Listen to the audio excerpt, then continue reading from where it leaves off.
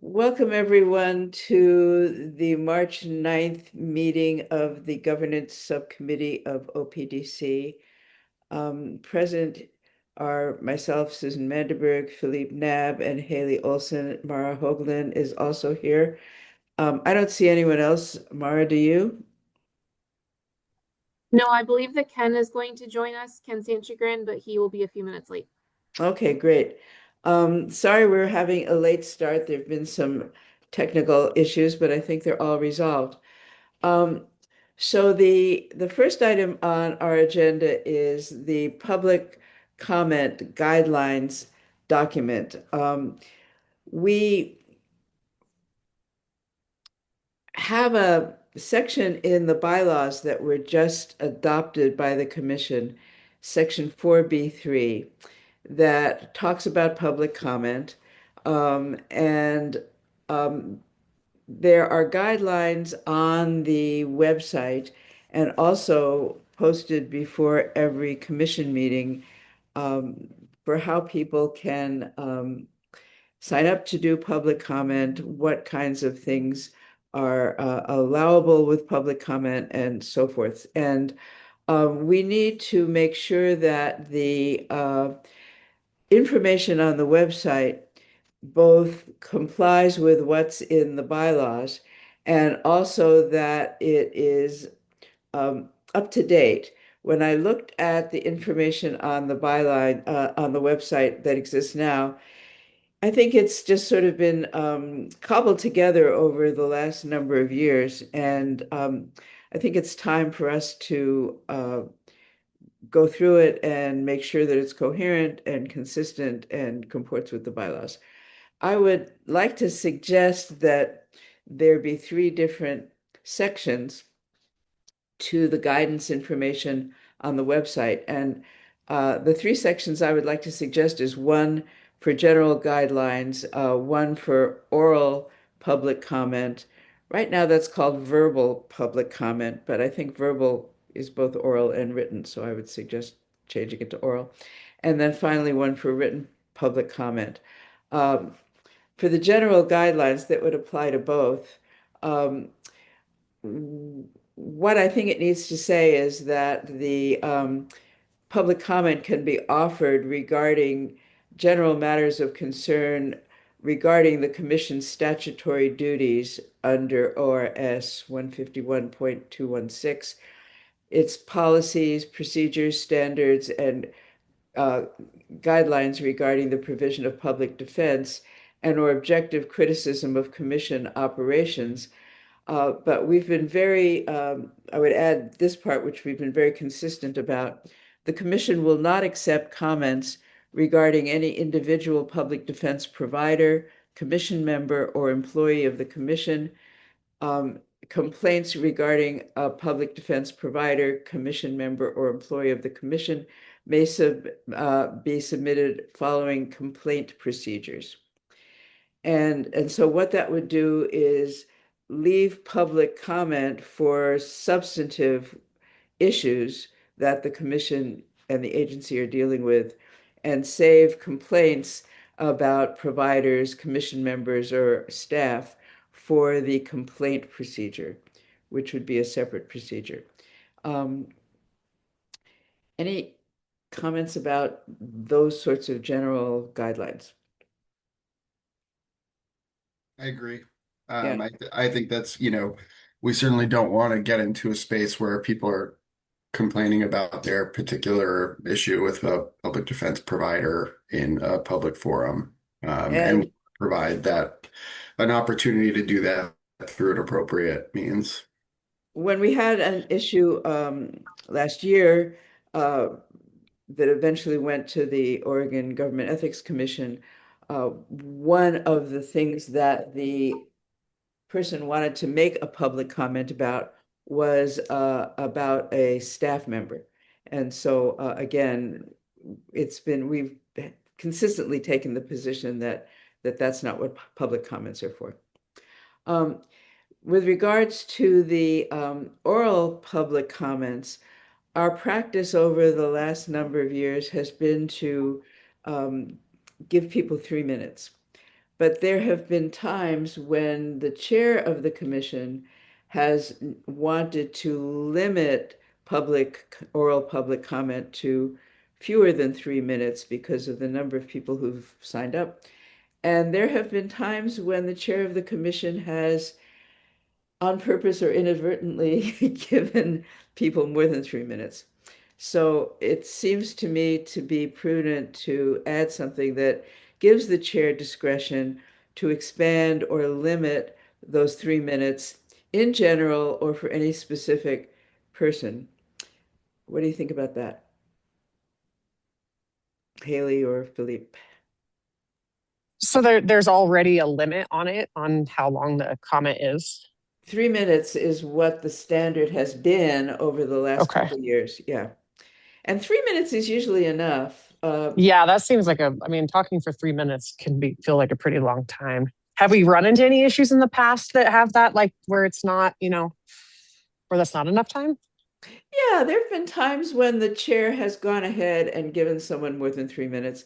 There have also been times when the chair has cut it down to 2 minutes for everybody because Oh, of the okay. number of people who've signed up. And so the chair has just done that. I thought it was probably a good idea to put in the guidelines that the chair got to do that. The chair had discretion to do that. Yeah, I I agree definitely with it. agree. Okay. Same. Yeah. The One other thing I thing, might add though is do we want to provide, and I don't, I think providing reasons or context may be counter the commission's best interest, but like, do we want to say, for convenience or to give some justification that has to be met to change it, um, well, what do you think? It's the discussion. What kind of, right now, what I was thinking of just giving the chair discretion. So what kinds of limits or guidelines to the chair's discretion would you want to have in there? I mean, for pragmatic purposes, they may want to give shorter periods because there's a lot of comments, right? That's certainly one. I guess the part you want to the I guess we want to make sure that there's I don't know if we want the chair to have to give some reason or or if it's just at the discretion. Yeah, in the past, when the chair has cut it down to fewer than 3 minutes, the chair has done that across the board. So, and the chair has always given the reason we have so many people, we can't take the time, right? So I think the trickier part is if the chair wants to give some speaker more than 3 minutes, but not others. And that sometimes has just happened. And I don't know if there's any generalization I could make about when that's happened, but my impression is that that has happened when the speaker seems to be saying things that are substantive and helpful, and the chair has just let it go on. I've never heard anybody complain, Complain. he got 4 minutes and I only got 3 minutes. I have never heard those complaints, That's good. but it just seems to me to be prudent to have it written down that the chair has discretion to do that. Yeah, I agree. Yeah. The other thing that has been constant is that we've given people a deadline of 2 business days prior to the meeting to sign up for oral public comment. And mostly the two business day limit, we'll get to that with the written one as well. But mostly, I think the 2 business day limit has mainly been so the staff can get the agenda done and published and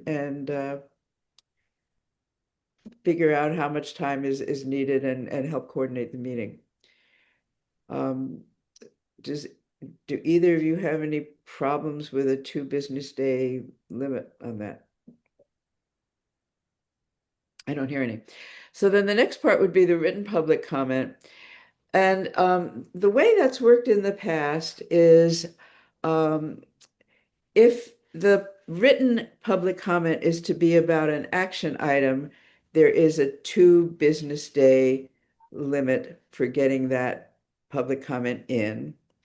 Um, if it's about something other than an action item, the way it's worked is if someone gets the public comment in within 2 business days of the meeting, it has been posted and distributed with the meeting materials. After 2 business days before the meeting and up to 2 business days after the meeting, so a 4 day period, the written comment has been provided to members, posted on the website after the meeting, and included in materials for the subsequent commission meeting. That's the way the guidance is now, and it seems to have worked pretty well. Again, those 2 business days before the meeting deadline are to allow the staff to get it all coordinated, consolidated, put together with the meeting materials and so forth. Any problems with that? No, I don't think so. I don't, nothing I can think of.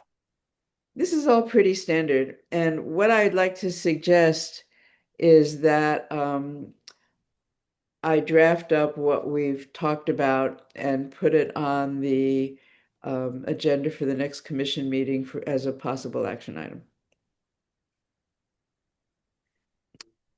Yeah, I mean, I think, and I think it's all practice that's happening already. It's just kind of codifying it. Yeah. Okay. Does that work for you, Haley?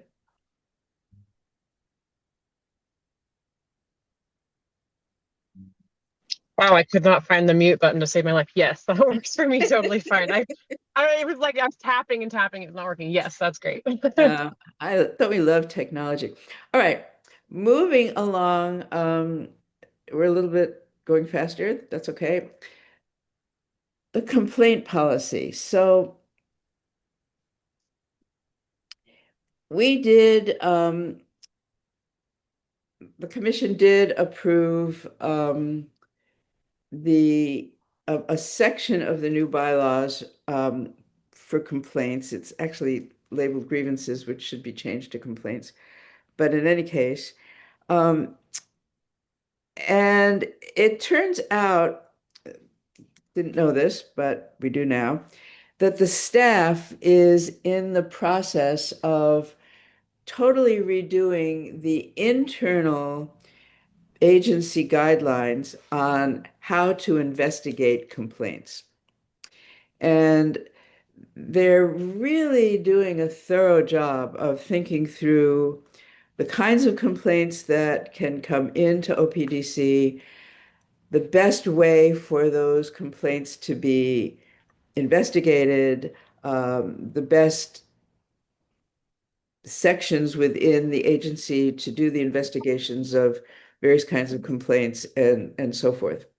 So I had a meeting on March 4th with Heather Kessinger, who's the staff member who's leading the effort to redo the internal guidelines. The current internal guidelines and the current complaint procedure is extremely outdated. It still refers to the Public Defense Services Commission. It still has a in-house counsel investigating complaints. We don't have an in-house counsel any longer, so it clearly needs to be redone. And I think that they're doing a very thorough job. Not sure what the timeline is for them completing what they're doing. But at some point, and probably in the next couple months, at some point, um, we will need to work with them to coordinate the internal agency complaint policies, the guidelines posted on the website for submitting complaints, And we'll probably have to amend that section of the bylaws to comport with all these changes that are going on. So that's just a heads up for something we're going to have to deal with in the not too distant future. When Heather and I talked, we came up with a number of issues that are going to need to be addressed that I think that our subcommittee needs to be thinking about and giving some input on. And I'll outline what those are, unless anybody wants to step in with questions about what's going on first. I mean, certainly it makes sense to have them promulgate or update a policy before we decide on anything from the commission. But Yeah, you but don't have a timeline for when they're going to get that accomplished, or did you say that and I missed it? probably a couple months. All right. It's they have a long list of things they're working on, and it's um, not the squeakiest wheel, but after Heather and I talked, it became a squeakier wheel. So I think a couple months. Um, so some things that we need to think about, and if we have input as this process is going on, it would be good for us to give that, right? So one thing that we definitely need to think about is what happens when someone in the public or the providers or anybody has a complaint about the board or individual commissioners. And when Heather and I talked, we realized that it probably or maybe isn't appropriate to have agency staff investigate complaints against the board because it's the commissioners, the board, who are supposed to be overseeing the agency. The agency is not supposed to be overseeing the board. So we really need to think about, and this is a question of self-governance, right? We need to really be thinking about how to deal with complaints against the board as a whole or against individual commissioners. If we want the staff to investigate those complaints and then hand the investigation off to us to decide what to do about any findings, that would be one approach. Another approach would be to have some subcommittee of the board, whether a standing subcommittee or an ad hoc subcommittee, investigate complaints against the board. Or there might be some other approach that we should take. These are not complaints that go to the Ethics Commission. That's a separate thing. If there's a complaint that's actually lodged with the Oregon Government Ethics Commission, they do the investigation, right? But we have had complaints lodged against the commission with the commission. And so that's a separate thing. So we really need to Interesting. figure out how to deal with that. And when that happened in 23 and 24, the person with the complaints lodged the complaint with two separate ones, lodged the complaint with the commission. The complaint was about not accepting written public comment because it didn't comport with the guidelines. When the complaint is filed with the commission, how it is handled in the broad sense is governed by Oregon Regulation 199.050.0070. And I can have Mara send that out. But the written grievance submitted to the public body, that's us, has to be submitted within 30 days of the date of the meeting where the violation occurred. It has to identify the body that violated public meetings laws. This is just for public meetings laws. The date of the meeting, the date of the grievance, uh, and the public body has to then give a written response within 21 calendar days. So these are for complaints that we violated public meetings laws.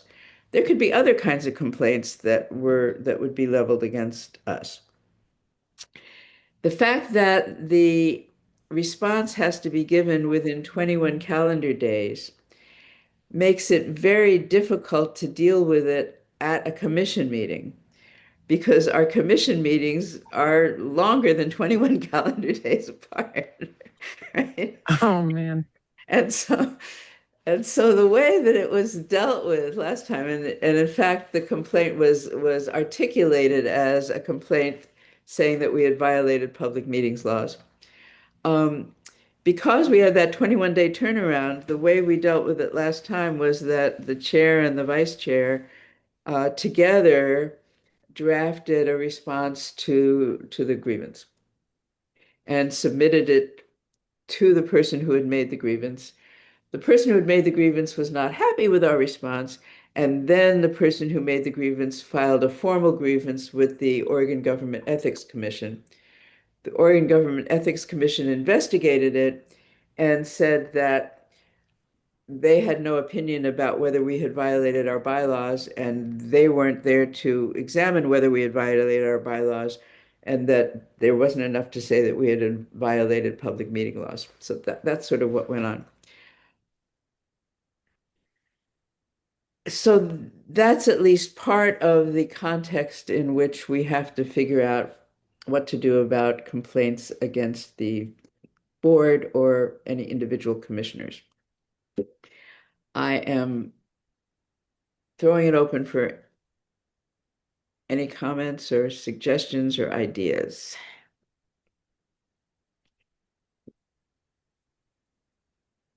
I mean, off the top of my head, it seems like because of our um, meeting cadence, it would make sense to have some component of the complaint process against the board be handled by the commission and then turned over to the board. And that way we might be able to deal with the timeline issue. When you say examined by the commission, who do you mean? So if there's a complaint against a commission member, say a public meeting law, and the and the initial response is delegated to OPDC staff, then they could meet whatever timelines are required, and then we could delegate, we could have oversight over that process as a board. So what you're suggesting is that the staff investigate and get back to us. I think it would be prudent to find out from Ken, who I'm sure is tied up, um, because I know he wanted to come, whether the staff, what kind of capability the staff has to do that, especially if it involves 21-day turnaround. So I can try to find that out, and I will do that. Is there like within the agency, is there like a compliance person that handles investigations like internally with OPDC that's like a staff member Well, this kind is of what situation? the staff is trying to, this is the procedure that they're now working on trying to sort out. And from my conversations with Heather, I think that they certainly human resources can deal with some kinds of complaints, but probably not all, right? When they're complaints against the agency. So I think they're trying to figure out who in the agency is appropriate for investigating different kinds of complaints. when we were part of the judicial branch, we had a house counsel, basically an internal counsel for the agency. Once we came over into the executive branch, that was taken out of our budget. And so whenever we need actual legal advice, we have to go to the uh, Justice Department and we have to pay them for it. And so our budget for getting legal advice is limited, and we can't use it promiscuously. Uh, so no, the agency, as far as I know, does not have a designated person anymore who can do these kind of investigations. And they're trying to figure out the right way to handle complaints against the agency itself or individuals within the agency. So that's what they're working on. Um,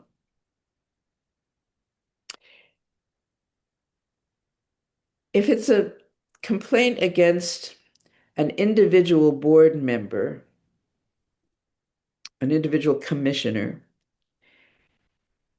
probably other people on the commission could investigate. If it's a complaint against the commission as a whole, I don't know how we deal with that. I'm looking for ideas.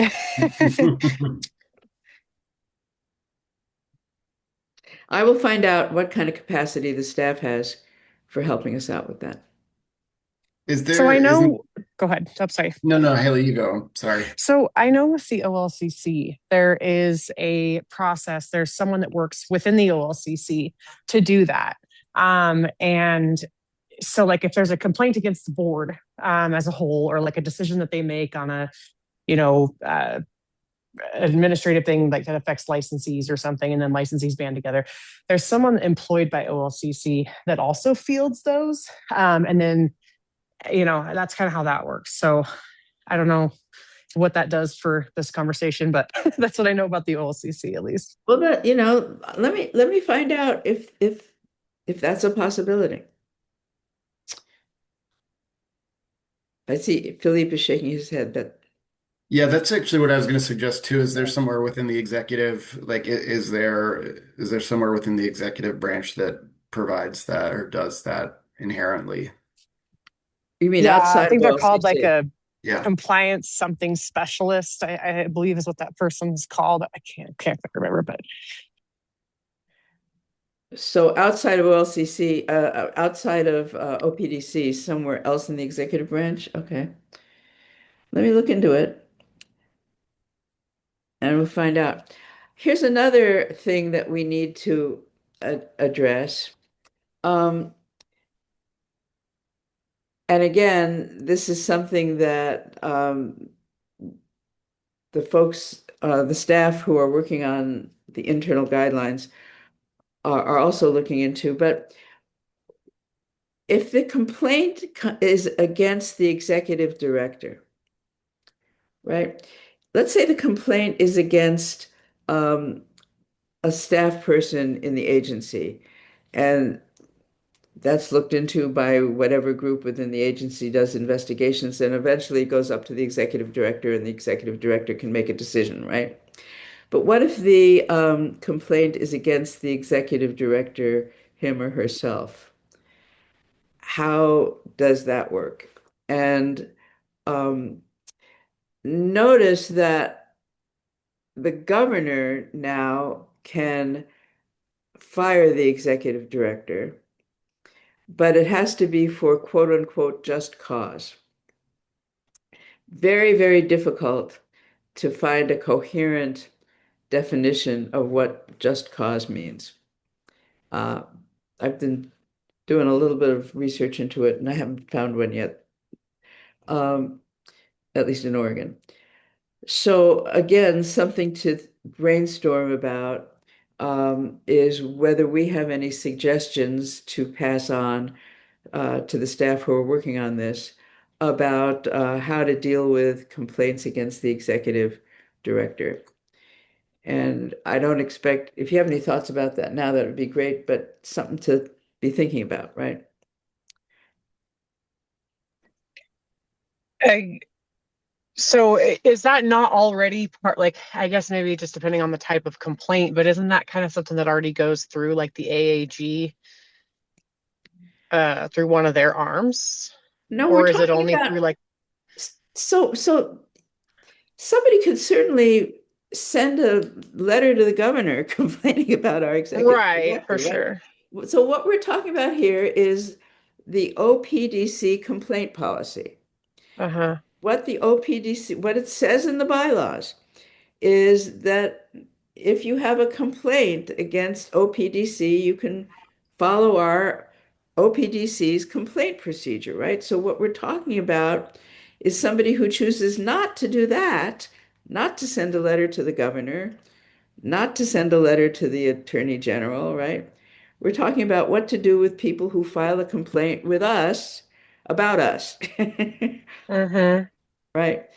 And staff are pulling together a policy for how to investigate those kinds of complaints. Okay. That's the kind of thing we're talking about. And I think there's something to be said for us handling as many complaints internally as we possibly can, right? I mean, don't you I think? mean, I think it would be for if it's about the executive director, I think the board would be, or the us would be the right oversight committee for the executive director. I know within the Office of Civil Legal Aid where I work, if there's a complaint about the executive director, it goes to the oversight committee. Um, which is obviously a different structure somewhat, but I think it's a good analogy. Um,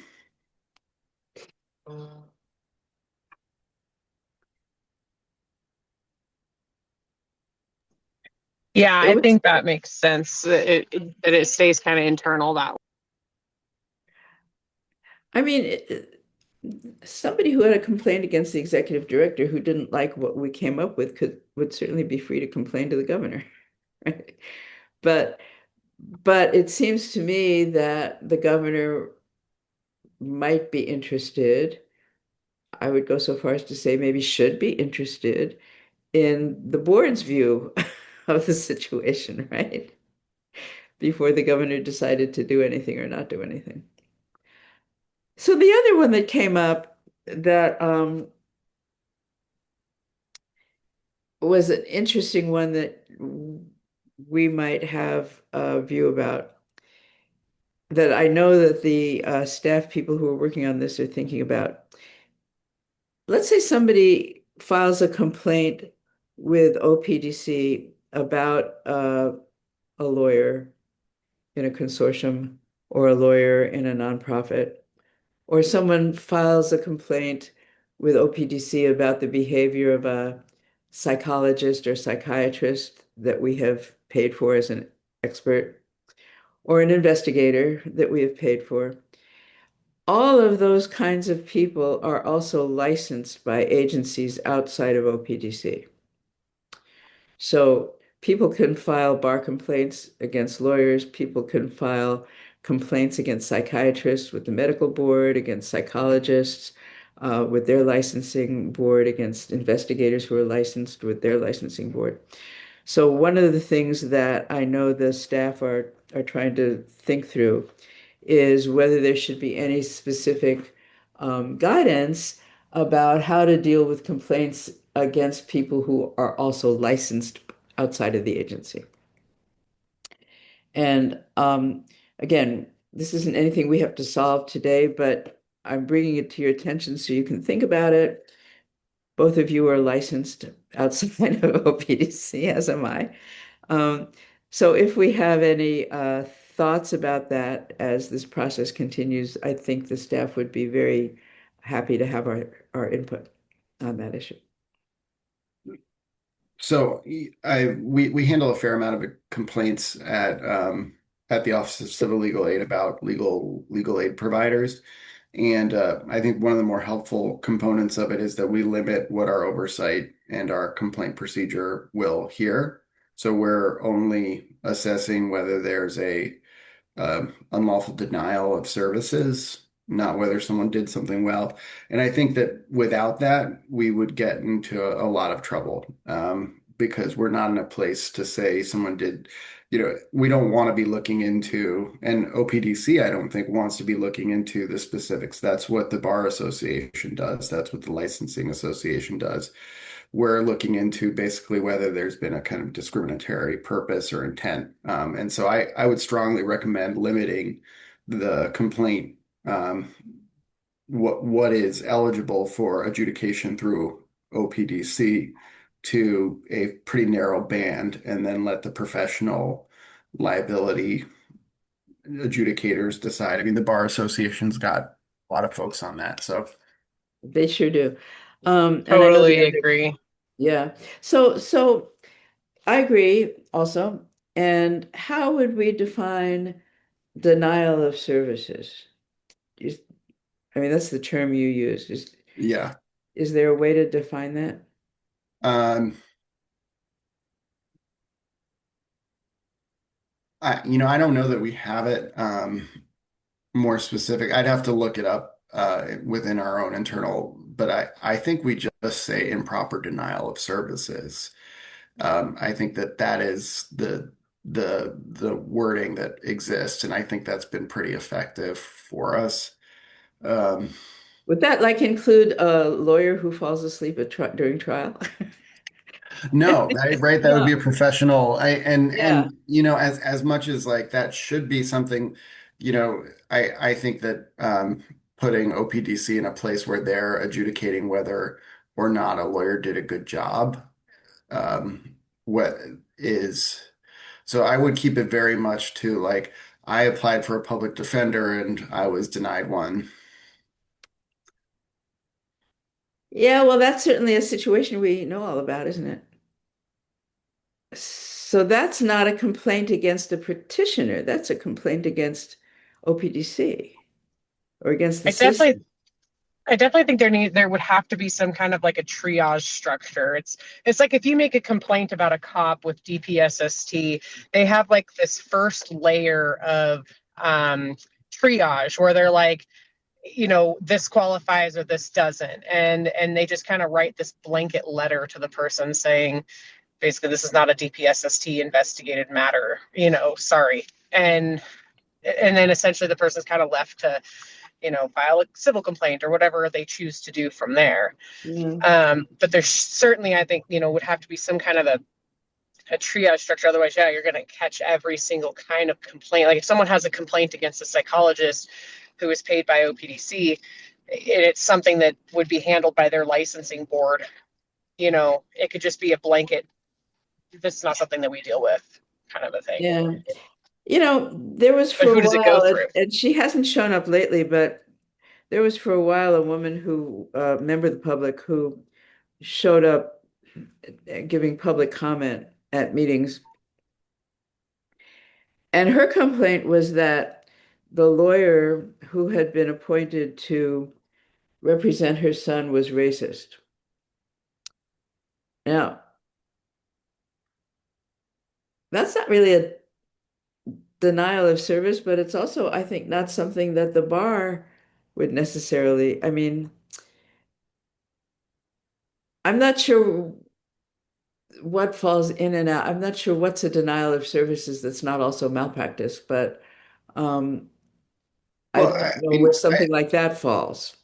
I think there's a structural component where, well, I don't know, maybe OPDC does want to hear those complaints, but I think that the structural component is like I applied for a public defender and I was denied one that said I was over income. The person refused to represent me, those types of things, because I do think that um, getting into the kind of adjudication business would be really hard. Uh-huh. Well, it's not something we have to resolve today. Um, let's keep thinking about it. I Yeah. think it's tricky. And we're supposed to move on. We're past our time frame. So the next thing on the agenda is Susan, I should have mentioned this earlier, but I have to run at 3:30. I'm so sorry about that. okay, I'm gonna go all right. I'm gonna skip the executive director performance measures. It turns out we don't have to do that because uh, DAS does it. And there's a question of whether we want to do one for our own internal use anyway. We'll table that till the next meeting. Um, KPMs. So we have to do these KPMs. We do them in July. People have trouble answering them, uh, sometimes because uh, they don't understand what some of the terms mean. They don't have a good picture of what we've done in the past year as a commission. And so Mara has been putting together a report that we can make available to all of the commissioners about a month or so before we're required to fill out these KPM uh, questionnaires. Um, but there are, and Mara can tell us what's currently being tracked. I don't know that she can tell us that in the last 6 minutes. Um, but there are some other things that need to also be in the report that I would like to have the three of us on our committee work on. One is a coherent statement of OPDC's mission, because one of the KPMs asks whether we're being consistent in fulfilling our mission. One is an articulation of what our role as public representatives is, because one of the KPMs asks us whether we're fulfilling our role as a public representative. And there are people who have no idea what that means, including me. Um, and then a third thing, and Haley, I think this is something that I'm going to ask you to do, is write a description of the relation between internal auditing that goes on at OPDC, the audit committee, and the board's audit function. Those are three Okay. things that are interrelated, partially overlapping, but they're all different. And I think that there needs to be a coherent description of how that all works. And since for your sins you are on the audit committee, I'm going to ask you to do that, if that's okay. Okay. Yeah, I can work on that. And Philippe, would you rather do a statement of the agency's mission or try to articulate what our role as a public representative is? I'll take whichever one you don't want. I mean, the mission sounds a little more exciting. Happy to give it a go at that. Okay. I will try to figure out what our role as a public representative is and articulate something. And I'll put this on the agenda of next month's subcommittee meeting so that we can come back, and if you will send your articulation of uh, your two things to Mara in time for her to get that out before the next subcommittee meeting, that would be great, and we can talk about it then. Yes. And can you, I just want to make a clear note for myself. Can you tell me again, like exactly what you need me to do, Yeah, just so I so didn't miss it? there is internal auditing that goes on within the Hmm. agency. There's an audit committee, and then the board has an audit function. We get a report Hmm. every month about the budget, right? Okay. And I Okay. think we need a coherent statement of how all those things work together or don't work together, how they overlap or how they interconnect, Okay. right? Perfect. Okay. Right. Awesome. So, Mark, can you? Susan, would you do the same thing for me? Like, what exactly is the mission pertaining to? Well, you have attached to the agenda for this meeting a list of the KPMs. One of them asks if we're fulfilling the agency's mission. take a look at that and see what you Okay. can do with Yeah. it. That's the best I can do. Um, and you may find some stuff in the agency documents that are on the website that try to articulate what our mission is. Go through them and come up with something. Will do. All right, homework. Mara, do you want to tell us what you're doing about putting together this report that you've been working on?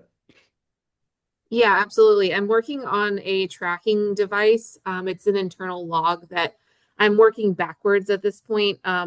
Back to, I believe I started with the July 2025 meeting because that's when the cycle starts for the year where we're tracking KPMs. So I'm going month by month, rewatching the commission meetings and making sure that I'm tracking anything that is relative to our 15 KPMs. So that would be things relative like to the budget, policy making activities, let's see, key financial information and audit findings, and uh, agency key communications. So a large chunk of the KPMs is what this is going to track. My document is a little lengthy, so what I'm hoping to do in a couple months before I'm going to produce something to the commission is to boil this down to have it be like a one-to-one. Like here's some examples of each KPM where you guys have hit those points in specifics and what meetings we did that at. So if you needed to go back and revisit the materials to see a little bit more in detail what you did, we can make that easy for you.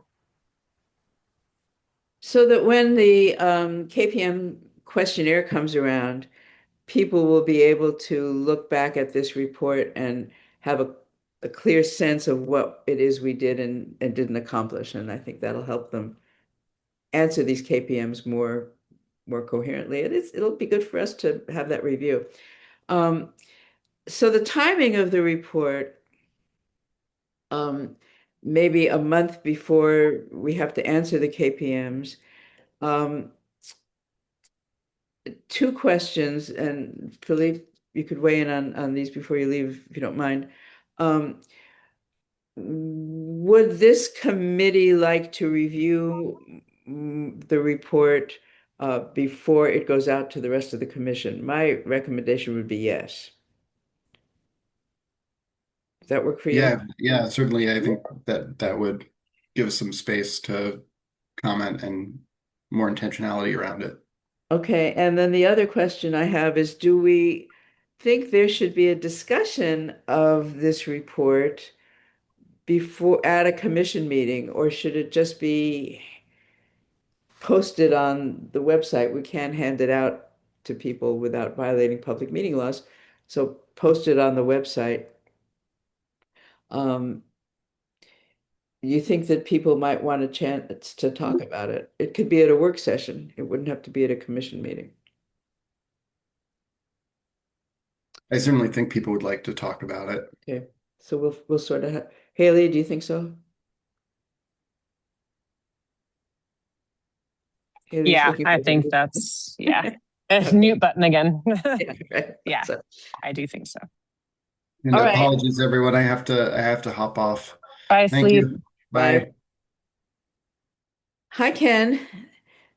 Nice to see your name on the We screen. just swapped him. We did. Um, are you here?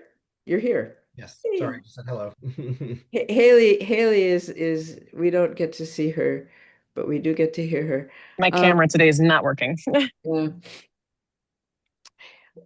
One of the things that I'm going back to uh, see, so we've talked about the public comment guidelines. We're we agreed that I would pull together what we talked about and we'd maybe have that on next month's agenda as an action item. Okay. Um, with regards to the complaint policy, I told people about my conversation with Heather and what Heather and her team are working on. And we talked about some of the trickier issues that Heather and I talked about. And one of the ones is if someone So the two really sort of tricky ones. One of them is what to do if there's a complaint against the board as a whole or individual commissioners. Hmm. And when Heather and I talked about it, um, it seemed awkward to have the agency investigating the board since the oversight is supposed to go in the other direction. Right. On the other hand, the board doesn't really, having the board investigate itself is also Right. awkward. Um, there was a suggestion that if there were some person or group of people on the staff who had the capacity to do an initial investigation of the complaint and give the report to the commission, Hmm. then the commission could deal with whatever those findings were. Do you have any sense of how that might work or whether that might work? Hmm. I mean, I think that that could work. I mean, I get the concern and share the concern about kind of the opposite direction of flow with the agency, having to undertake an investigation of the commission because that does sound backwards. Um, but having a limited set of staff, I think that that would at least insulate, most folks from being maybe in a very uncomfortable position. Because I mean, if not, it might feel like you're investigating your supervisors. Um, the only thing I would throw in there is just an idea, though I don't know if it's a very good idea. It's more off the cuff at the moment. Is I, as you were going through the description, the first thing that pops into my head is that perhaps if there was a complaint against the commission or the whole commission, it would just be more work. Maybe that could be directed to go to the executive director, who would then be required to coordinate with the appointing authority, with the relevant appointing authorities. Because in some ways, if there is a supervisor to the commission, I would think of it as the appointing authorities, and I put it in as plural to think that, some positions, even if they're formally appointed by the governor, they're from recommendations by, the chief justice or from the legislature. Um, and so at that point, 'cause it would make a lot of sense to me if it's for a single commissioner, because then the person or persons who actually have the power to do something about it, should the complaint be founded, could actually do something. Um, if it's about the entire board, that becomes more complicated. But that was just my first thought as you were going through the description. And then whether, if it's the governor's office, for example, then the governor's office, I'm thinking of like a situation like somebody who is straight appointed by the governor, recommended through the governor. Then the governor's office could coordinate with the ED to investigate or with staff, as opposed to the staff having to initiate something. Maybe that So gets too serious, but that was at least my first thought, and just something to throw out there that the appointing authority aspect could be something we could think about.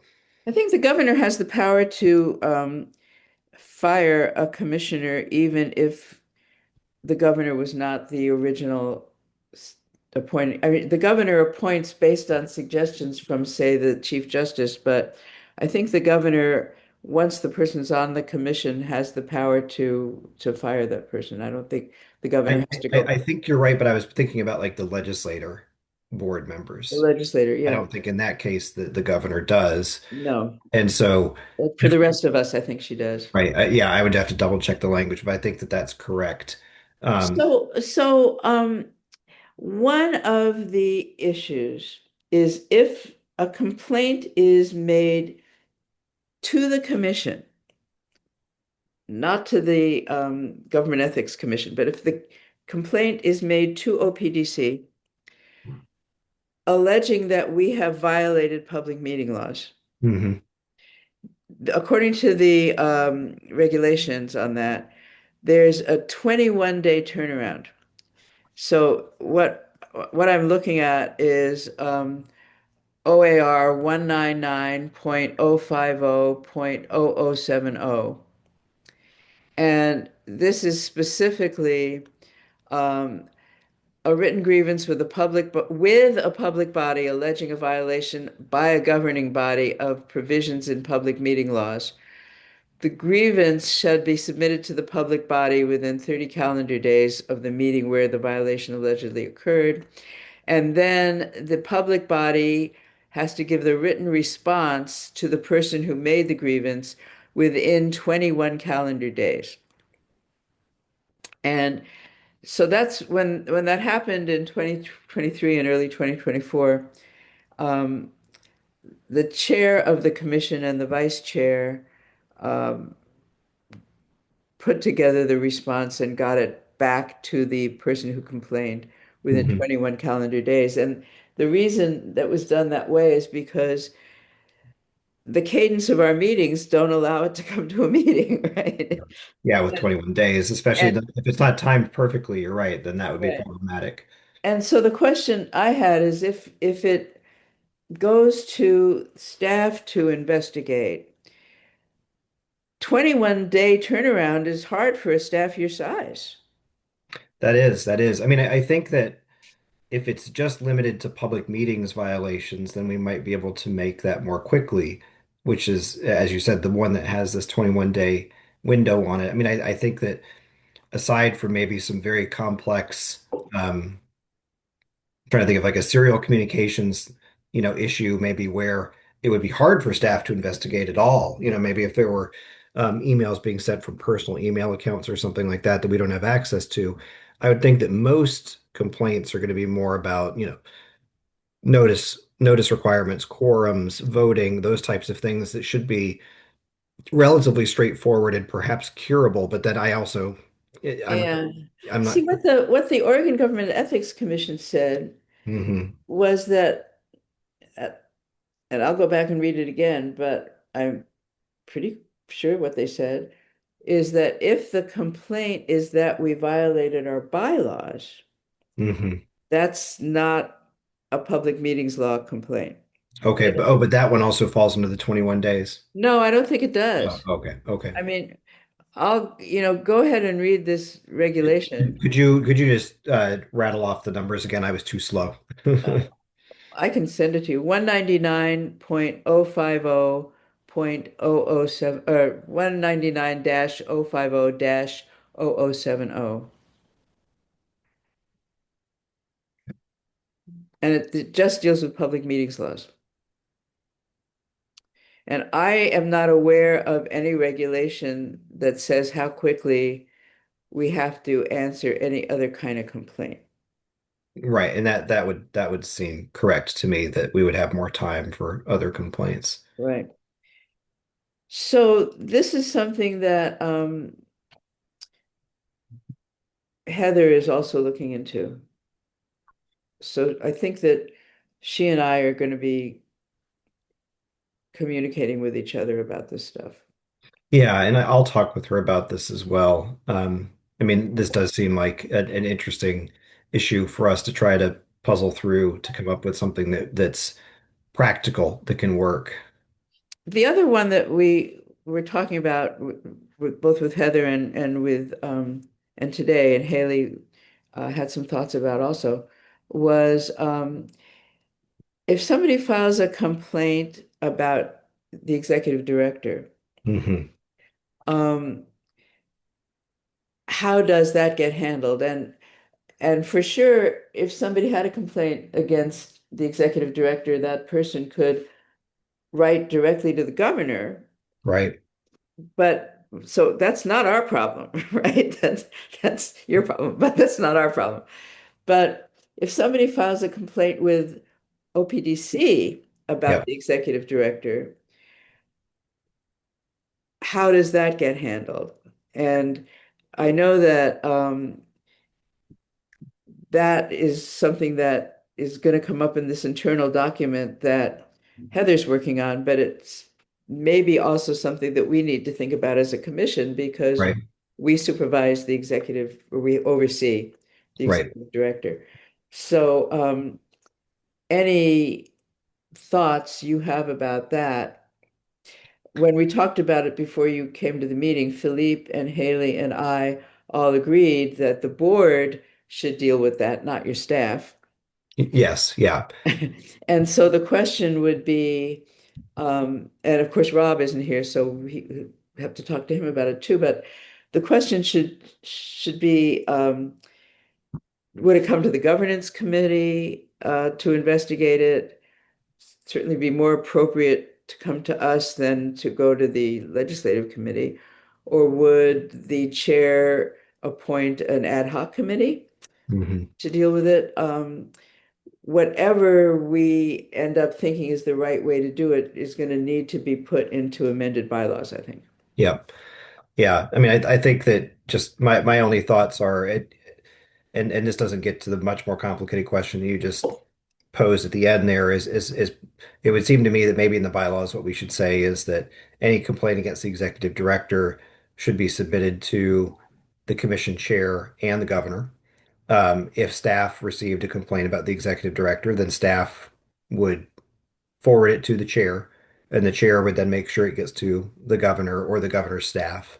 Um, and then as far as investigation, the only thing I started to wonder about as you were even thinking about which committee could oversee it is I'm not sure how HR processes might play into that. And so, I mean, of course, it's another very complicated layer. I was more thinking about I don't know if we have a history or I would have to just think about the degree to which a subcommittee can go in like into executive session, for example. So if there was like a personnel action or recommendation that needs to Yeah. be done in executive session, perhaps that's something the entire commission needs to do. Um, and I'm not saying for sure that a subcommittee can't do it. I just haven't had that question raised before. So off the top of my head, I don't know the affirmative answer. I have to say, I'm, and Haley, you should just jump in because I can't see you, and if you have something to say, you should Hmm. just jump in. Okay. Um, I'm a little surprised, Ken, and this is just maybe our different thoughts about how things get handled. But I'm surprised that you said if a complaint is made to the commission about the executive director, what it should also we should then also forward it to the governor. I guess I'm in favor of handling as much ourselves without Mm, involving either other executive branch agencies or the governor unless we think it's serious enough to go to the governor. I mean, the person who has the complaint, if the person doesn't like the way the commission handles it, the person is certainly free to complain to the right, governor, right? right.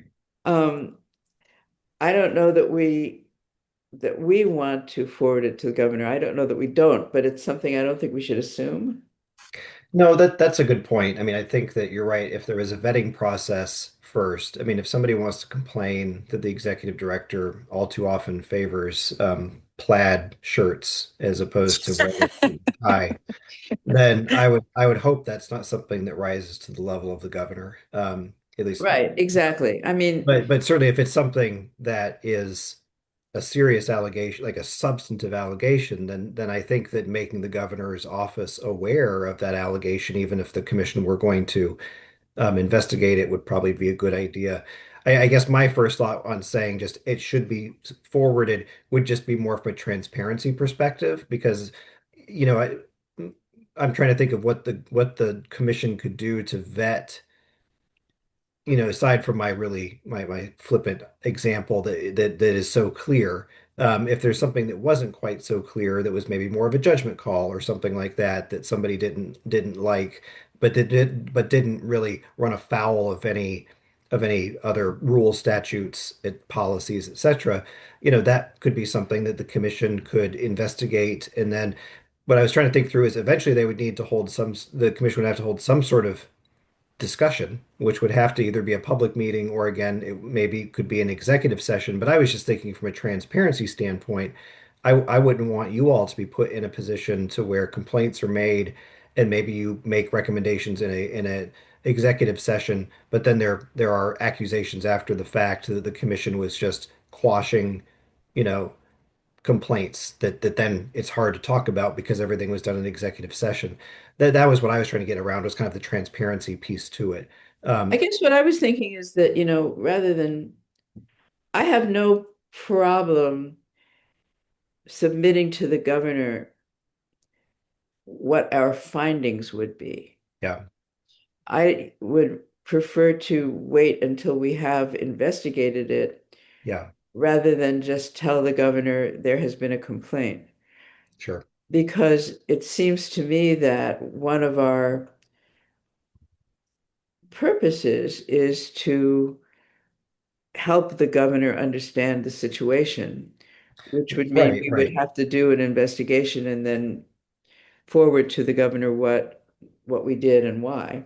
Well, and most likely, I would suspect that the governor or the governor's office, if there was a complaint, would their first question would probably be, well, does this violate policy, statute, rule, et cetera, et cetera?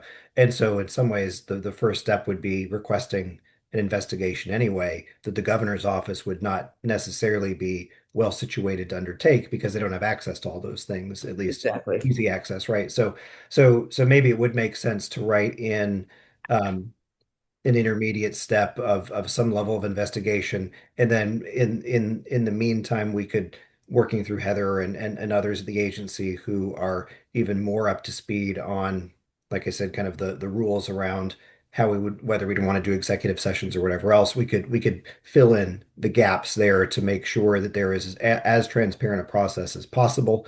Um, and then you're right, it would be a second step to reach out to the governor's or governor's office staff, maybe at least when there's been some preliminary investigation done, or some level of vetting. Yeah, I I mean, think I'm sure they'd be aware through Constantine since he attends meetings. Um, yeah. hopefully so. Haley, do you have anything to add to this? No, I mean, I echo the same thing, that I think that the complaint could certainly come through the commission. And then if there were findings, or if it was something that the commission was like, we can't, this is way beyond our, I think that certainly referring it out after that fact would, I think, still be transparent. I mean, I don't, Yeah. Yeah. Okay. I think we've discussed everything that was on the agenda. The KPMs, I think you heard that part of the discussion when you came in.